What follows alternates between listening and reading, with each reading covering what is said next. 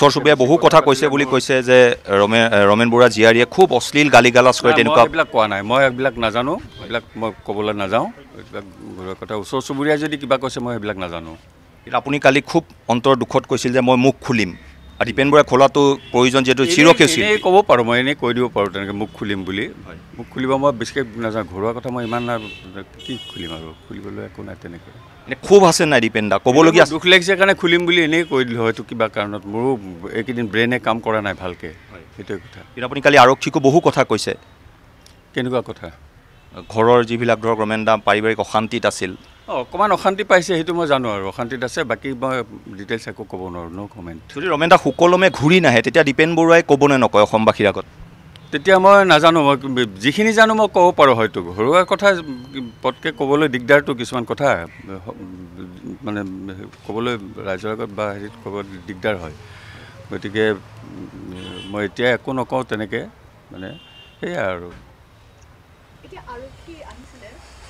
আৰক্ষী এতিয়া কাক বিচাৰিছে আহি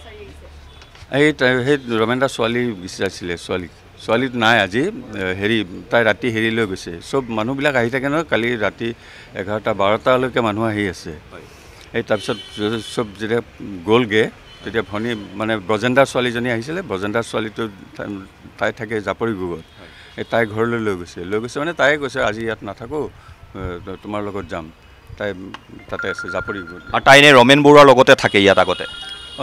ৰমেন আগতে ভাড়াঘৰত আছিলে তাই স্কুলত চাকৰি কৰেতো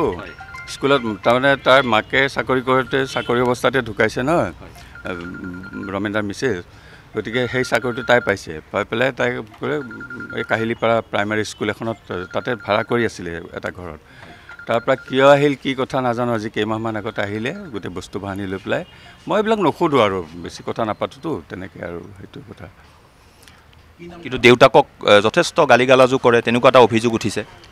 তেনেকুৱা ৰাতি কেতিয়াবা মোৰ ৰুমটো কাষত কাৰণে মই কেতিয়াবা শুনা পাওঁ বাকী কথাবোৰ কি কৈছে কি নকৈছে সেইবিলাক শুনা নাপাওঁ চিঞৰ বাখৰবিলাক শুনা পাওঁ বাছ ৰমেন দাক নুসুধেনে যে দাদাটোক কিয় এনেকৈ বকিছে বা কিয় তাই ৰমেন দাৰ লগত মই বেছি কথা নাপাতো কিয় ৰমেন দাই অল্পভাষী একদম দৰকাৰ নহ'লে কথাই নাপাতে ৰমেন দাই ক'ৰবালৈ গ'লে বিচাৰক হিচাপে মাতে ক'ৰবালৈ মাতে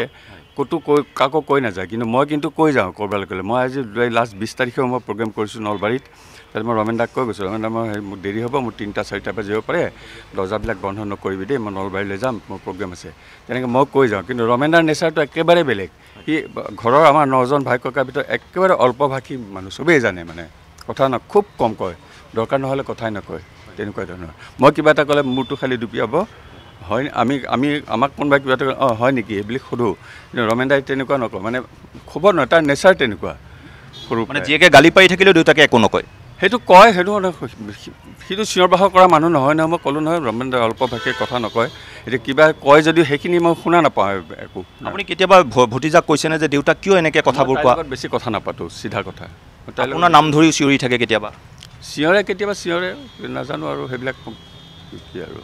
এজন চিৰসেউজ শিল্পী হিচাপে দীপেন আপোনাৰ দুখ লাগেনে কেতিয়াবা ইমান এখন ঐতিহ্যমণ্ডিত ঘৰত তেনেকুৱা পৰিৱেশৰ সন্মুখীন হৈ থাকে এনেদিল দুখ লাগিব কাৰ দুখ নালাগিব এনেকুৱা হ'লে সেইটোৱে কথা এতিয়া ৰমেন দাই মই দুজনে আছোঁ ভাই ককাই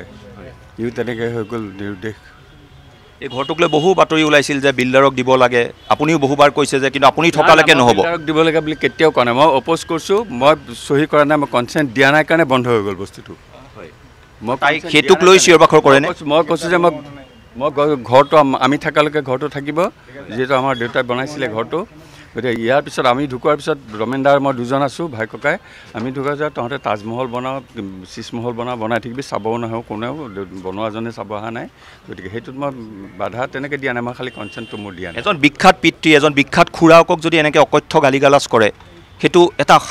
সাংঘাতিক বেয়া বাৰ্তা নহয়নে দীপেন দা কোন খুৰাকক আপোনাৰ দৰে খুৰাৰ নাম লৈ পেলাই তেনেকৈ ডাইৰেক্ট সাহস নকৰে গালি পাৰিব গালি পাৰা নাই তেনেকৈ কিন্তু সেই আৰু ইনডাইৰেক্টলি যদি কোনোবাই গালি পাৰি ৰাস্তাৰ পৰা যদি মোক কোনোবাই গালি পাৰি থাকে মই গম পাম নেকি তেনেকুৱা কথা আৰু আপুনি এদিনলৈও তাইক কোৱা নাই নে যে কিয় এনেকৈ দেউতাক গালি খুব তাইৰ লগত কম কথা পাতোঁ চিধা কথা মানে আপুনি নীৰৱে এইবোৰ শুনি থাকে দীপেন দা থাকোঁ মই কাৰণে ইনভলভ হ'ব নোখোজোঁ কোনো হেৰিতে মই নিজৰ লাইনত নিজে থাকোঁ সেই তেনেকুৱা কথা আৰু সেইদিনা পুৱাও তাই গালি পাৰিছে দেউতাকক পাৰিছে নেকি মই কিবা চিঞৰ বাখৰ শুনিছোঁ বাকী একো নাজানো মই কথাবোৰ শুনা নাই একো ৰমেন দাই আপোনাক এদিনো একো কোৱা নাই নে যে তাই এনেকৈ গুচি গ'ল তাই এনেকৈ মোক গালি ৰমেন দাই কথা নকয় দৰকাৰ নহ'লে কথাই নকয় ক'ৰবালৈ গ'লেও কৈ নাযায় যে ঘৰত কোনো নাই, আমাৰ ঘৰত মানুহে নাইতো, ৰমেন দাৰ মই তলত থাকোঁ, গতিকে ওপৰত বহুত থাকে সি পিছফালে। ৰমেন দাই কৈ যাব লাগে বোলে মই অকণমান আহোঁ, চাবি দৰ্জা চৰ্জা খোলা থাকেতো, সেই তেনেকুৱা ধৰণৰ কথাও নকয়। ৰমেন দা মানে চবেই জানে অল্পভাষী, যোনে ৰমেন দাক হাৰে সিমজুৱাই জানে সেইসকলে জানে যে ৰমেন দা খুব কম কথা কয়, ক'ৰবাত দৰকাৰ নহ'লে কথা নকয়। কিমান দিনৰ পৰা হৈছে পিতৃক এনেকৈ গালি পাৰি থকা ঘটনাটো, কিমান মাহমান হ'ল? সেইটো নাজানো মই, মাহ মই হিচাপ কৰি নাথাকোঁ, কেতিয়াবা সিহঁতৰ কিবা লাগি থাকে ৰুমত, সেইবিলাক শুনো আৰু সেয়া, বাকী কথাবিলাক কি শব্দবিলাকো মই বুজি নাপাওঁ। একো কোৱা নাই মই তেনেকৈ।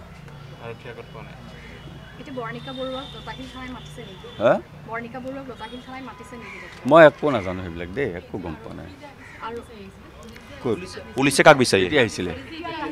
এতিয়া সেই তাইকে বিচাৰি আহিছিলে বৰ্ণিকা, তাই নাইতো ইয়াতে, এই আৰু এজনী ভতিজাৰ ছোৱালী বজেন্দাৰ ছোৱালীজনী থাকে জাপৰিগুৰত, তাইৰ লগত ৰাতি গুচি গৈছে। কালি আপুনি আৰক্ষী আয়ুক্তৰ ওচৰলৈ গৈছিল, বহু কথা আপুনি কৈছে। গৈছোঁ মানে মোক মাতি পঠিয়াইছে, গাড়ী পঠিয়াইছে, দীপেন দা আপোনাৰ লগত অকণমান কথা আছে আহিব নেকি, সেয়াই আৰু তাত চাহ খাইছোঁ, কফি খাইছোঁ, কথা পাতিছোঁ, অকণমান ঘৰুৱা কথাও পাতিছোঁ, তেনেকুৱা। যদি ৰমেন দা সুকলমে ঘূৰি আহে ভাল কথা, যদি নাহে আপুনি ক'বলগীয়াখিনি ক'ব? মই ক'বলগীয়া মোৰ তেনেকুৱা বিশেষ নাই, সময়ত দেখা যাক কি কি হয় কি নহয়, তাৰপিছত অঁ এতিয়া কিন্তু মইতো ছুইচাইড কৰাটো মই ভাবিব নোৱাৰোঁ, ৰমেন দাৰ নিচিনা মানুহ ছুইচাইড বোধ কৰা নাই মোৰ মতে। নাই ক'ৰবাত আছে চাগে, মনৰ দুখত ক'ৰবাত আছে তেনেকুৱা আৰু ভাবিছোঁ, মোৰ মনৰ কথাটো সেইটোৱেই আৰু। সেইদিনা পুৱা ওলাই যোৱাৰ আগমুহূৰ্তত আপোনাৰ কথা হৈছিল নে ৰাতিপুৱাৰ ভাগত? নাই কথা কোৱা নাই। গণেশ মন্দিৰলৈ যায় এইটো কথা মই বাৰে কিমানবাৰ কম ৰিপিট কৰিম, মই চবকে কৈ আছোঁ, সেইদিন পৰহিৰ পৰা কৈ আছোঁ। গণেশ মন্দিৰৰ প্ৰেচিডেণ্ট কাৰণে 10:30 বজাত ইয়াৰ পৰা ওলাই যায়, গণেশ মন্দিৰত যায়, আৰু কিছুমান মানুহক কোৱা শুনো ইয়াতে অহা যোৱা কৰোঁতো এটাই ৰাস্তা ওলোৱা সময়ৰ পিনে জংঘলবাৰী ৰমেন দাৰ কোনোবা বিচাৰি আহিলে এনেই কথা পাতে, আপুনি ক'ত যায়? মই গণেশ মন্দিৰৰ পৰা। সদায় যায় নেকি? মই যাব লাগে, মই প্ৰেচিডেণ্টটো তাতে, চহী তহীবিলাক মোৰ নহ'লে বেংকৰে হওক কিবা হওক মোৰ চহী লাগে নহয় প্ৰেচিডেণ্টৰ, সেইকাৰণে মই ডেইলি যাব লাগে, আৰু ভালে লাগে দিয়া, তাতে গৈ প্ৰায় 10জন মানুহকো লগ পাওঁ, আৰু চাহ পানী খাই অকণমান ৰেষ্ট লৈ 12টামান বজাত গুচি আহে, সেইটোৱে ৰুটিন আৰু ৰমেন দাৰ। 12টা 12:30 ভিতৰত ঘৰ আহে, আকৌ অকণমান ভাত পানী খাই ৰেষ্ট লৈ গধূলি অকণমান ওলাই যায়, কিন্তু অকণমান বহে, তেনেকুৱাই। বেলেগে ভাত পানী খায় আপোনালোকে? আমাৰ চব বেলেগ, চব কিটচেন বেলেগ। ৰমেন দাৰ ছোৱালীজনী সদায় ঘৰত থাকে নে কেতিয়াবা নাথাকেও? মই নাজানো, মই ঘূৰি ফুৰা মানুহ, মই আপোনাৰ লগত মাত বোলে নাই? তাইৰ পিছে মাত বোল আছে, দৰকাৰ হ'লে মাতো, মই এনেই আৰু কথা পাতি নাথাকোঁ তেনেকৈ, সেইটোৱে কথা আৰু। এয়া আছিল দীপেন বৰুৱা, অসমৰ চিৰসেউজ শিল্পী দীপেন বৰুৱাই কিছু বিস্ফোৰক মন্তব্য কৰিছে, কিন্তু তেওঁ যথেষ্ট আৱেগিক হৈ আছে। কিছুমান কথা তেওঁ ক'বলগীয়া কথা আজি ক'ম বুলি তেওঁ আমাৰ আগত জানিবলৈ দিছে। কিদৰে ঘৰখনৰ ভিতৰত পৰিৱেশ হয় আওপকীয়াকৈ দীপেন বৰুৱাই স্পষ্ট যে পিতৃক কিদৰে গালি গালাজ কৰে নিজৰ কন্যাই, তেওঁৰ ভতিজা বৰ্ণিকা বৰুৱাৰ কথা তেওঁ আওপকীয়াকৈ কৈছে। আৰক্ষীৰ লোক আহি ইয়াত উপস্থিত হৈছিল কিছু সময় পূৰ্বে, আৰু তেওঁলোকে এটা কথা বৰ্ণিকা বৰুৱাক বিচাৰি আছিল, কিন্তু বৰ্ণিকা বৰুৱা বৰ্তমান ইয়াত নাই, ৰমেন বৰুৱা কন্যা এই ঘৰটোত থাকে, পৃথকে থাকে। গতিকে দীপেন বৰুৱাই কিছু কথা আজি কৈছে, মনৰ ক্ষোভ আছে বুলি কৈছে, আৰু তেওঁলোকৰ পিতৃ কন্যাৰ মাজত কিছু তৰ্কাতৰ্কি হয়, কিছু কথা বতৰা হয়, সেইবোৰো দীপেন দাই কৈছে। দীপেন দা আমাৰ সৈতে আকৌ পোনপটীয়াকৈ আছে। দীপেন দা, বহু কথা আপুনি যিহেতু কৈছে, যিহেতু সংবাদ মাধ্যমত ওলাইছে, ছ'চিয়েল মিডিয়াত তেনেকৈ কোৱা নাই, ঘৰুৱা কথা আচলতে কোনেও নকয় তেনেকৈ, সংবাদ ময়ো কোৱা নাই তেনেকৈ। ঘৰুৱা তুমি কৈছা বহুত কথা কৈছা, বহুত কথা মানে কেনেকুৱা কথা হয়, কিছু মনৰ ক্ষোভ আছে কিন্তু দীপেন দা ক'বলগীয়া। মোৰ ক'বলগীয়া ক্ষোভ এতিয়া মই নকওঁ, একো কমেণ্ট। মানে ৰমেন দা অকণমান হ'লেও অশান্তিত আছিল, মনটো অলপ দুখত আছিল, কিন্তু নাজানো ৰমেন দাৰ তো দৰকাৰ হ'লে হাঁহে, এনেই হাঁহি যায়, সেইটো ক'লোঁ ন, মই বাৰে একেটা কথা ৰিপিট কৰিব বেয়া লাগে। গণেশ মন্দিৰ যায়, ৰুটিন ৰমেন দাৰ সেইটোৱে, আহে লগ পাওঁ, সেয়াই। আৰু একো নাই, নৰ্মেলি পৰহিলৈকে নোহোৱালৈকে একদম নৰ্মেলি আছে চব। মোৰ আগেৰে আহে, মই ইয়াত বহি আছোঁ, মোৰ আগেৰে অহা যোৱা কৰিছে 3-4বাৰ, কিবা দোকানলৈ গৈছে, আহিছে মানে 10 বজাৰ আগত। তাৰপিছত মই ৰুমত গা পা ধুবলৈ মই সোমাই যাওঁ, তাৰপিছত ৰমেন দা 10টা বজাত ওলাই যায় সদায়, সেইটো ভাবি আছোঁ মই 10টা বজাত। ৰমেন দা কথাটো পাহৰা নাই, কথা পাহৰা নাই, সেইবিলাক ডিমেনচিয়া কথা পাহৰা একো নাই, সেইবিলাক ৰমেন দাৰ একো নাই। ঠিক আছে, হয়। সেই আছিল দীপেন বৰুৱা। দীপেন দাই যিহেতু অকলশৰে ঘৰটোৰ শেষৰজন প্ৰহৰী বুলি ক'ব লাগিব। ৰমেন দা আৰু দীপেন দা আছিল এই বিখ্যাত বৰুৱাৰ ঘৰ। আমাৰ কেমেৰাই যদি পুনৰ দেখুৱায়, 1924 চনত এই ঘৰটো ইয়াত বনোৱা হৈছিল। 100 বছৰ পুৰণি এই ঘৰ। অসম গুৱাহাটীৰ অন্যতম ঐতিহ্য বহনকাৰী এটা ঘৰ অসমৰ সাংস্কৃতিক ছবি জগতৰ এটা ঐতিহ্য বহনকাৰী এটা স্বাক্ষৰ এই বৰুৱাৰ ঘৰটো যাক লৈ ডকুমেণ্টাৰী প্ৰস্তুত হৈছিল যাক লৈ বিভিন্ন অনুষ্ঠান হৈছে এই ঘৰটোৰ শেষৰজন প্ৰহৰী শেষৰজন ৰখীয়া বৰ্তমান দীপেন বৰুৱা আজি কিছু কথা স্পষ্ট ৰূপত কৈছে যে কি ক্ষোভ ৰমেন বৰুৱাৰ আচলতে আছিল মনৰ দুখত ৰমেন বৰুৱা ওলাই গৈছিল এতিয়ালৈকে সন্ধানহীন ব্ৰহ্মপুত্ৰৰ পাৰত ৰমেন দাৰ মোবাইলৰ শেষ লোকেশ্যন ধাৰ্য কৰা হৈছে তাৰ পিছত ৰমেন দা সন্ধানহীন ব্ৰহ্মপুত্ৰৰ বুকুতো সন্ধান চলোৱা হৈছে সকলোৱে আশা কৰিছে উৎকণ্ঠাৰে বাট চাইছে যে ৰমেন দা ঘূৰি আহিব সুকলমে ইয়ালৈ ঘূৰি আহিব কিন্তু দীপেন বৰুৱাই জানিবলৈ দিছে যে কন্যাৰ কিছু ব্যৱহাৰ অসংযত কিছু ব্যৱহাৰ অশ্লীল কিছু ব্যৱহাৰৰ সন্মুখীন ৰমেন দা হৈছিল দীপেন দাই সেইবোৰ কাষৰ ৰুমত থাকে দীপেন দাই শুনি থাকে কিন্তু ভতিজাকৰ সৈতে দীপেন দাৰ বিশেষ কথা বতৰা নহৈছিল কিন্তু ৰমেন দা খুব কম কথা কোৱা মানুহ যদিও তেওঁ নীৰৱে সহি গৈছিল হয়তো সেই সহ্যৰ সীমা পাৰ হৈ গৈছিল নেকি তেনে বহু প্ৰশ্ন এই মুহূৰ্তত উত্থাপন হৈছে মই কিন্তু পুনৰ কৈছোঁ এই বৰুৱাৰ ঘৰটোত এতিয়া সংবাদ মাধ্যমৰ শিৰোনাম দখল কৰি আছে 100 বছৰ পুৰণি ঐতিহ্যমণ্ডিত এই ঘৰটো অসমৰ ছবি জগতৰ বহু কালজয়ী